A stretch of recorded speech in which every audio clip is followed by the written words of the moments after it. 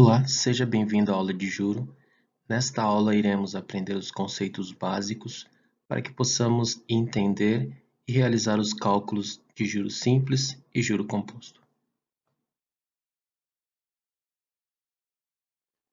Na primeira aula do curso, nós tivemos a oportunidade de aprender o conceito de dinheiro. E o dinheiro é um dos principais objetos de estudo da matemática financeira. O dinheiro também é conhecido como capital, valor atual ou valor presente.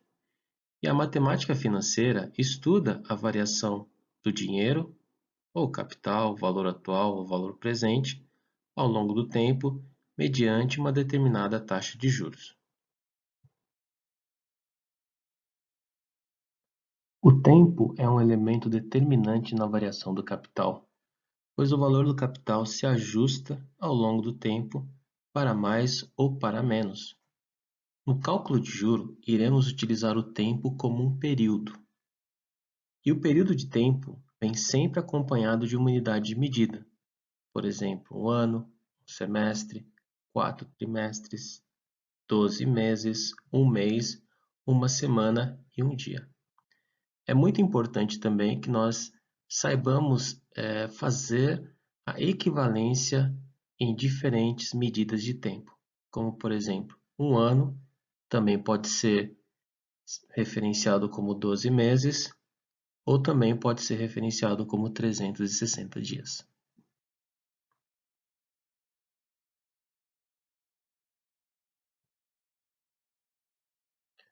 O juro representa a variação do capital. Sendo assim, ele pode ser definido como uma remuneração sobre o capital. Ou seja, um reajuste que acontece em função do tempo.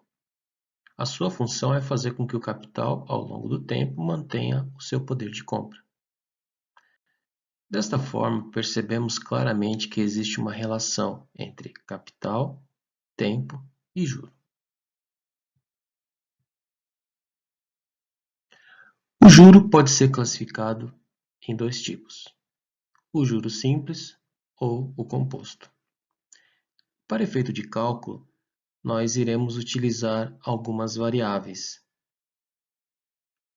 PV, que representa o valor presente, ou capital inicial, ou apenas capital.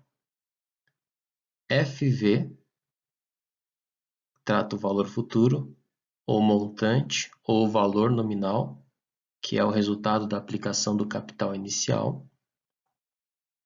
I, que representa a taxa de juros, custo de oportunidade do dinheiro ou medida relativa de incidência do valor do dinheiro no tempo, geralmente sobre o valor presente. N, que representa tempo, período de capitalização, duração em dias, semana, meses, anos, qualquer unidade de medida relacionada a tempo. E a variável PMT, que são os pagamentos, que podem ser prestações, sequência de pagamentos. Estas são as variáveis que nós iremos utilizar para a realização tanto do cálculo de juros simples como o juro composto.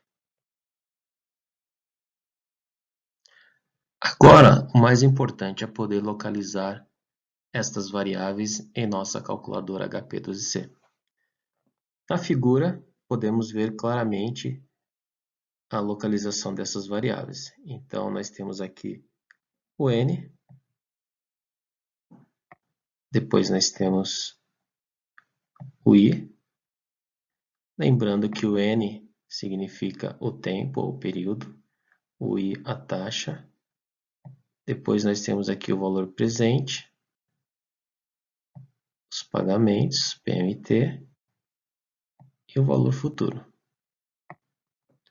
Na próxima aula, nós iremos aprender como fazer a realização do cálculo do juro simples, utilizando essas variáveis, utilizando essas teclas na nossa calculadora HP, e posteriormente também iremos aprender como fazer o cálculo do juro composto.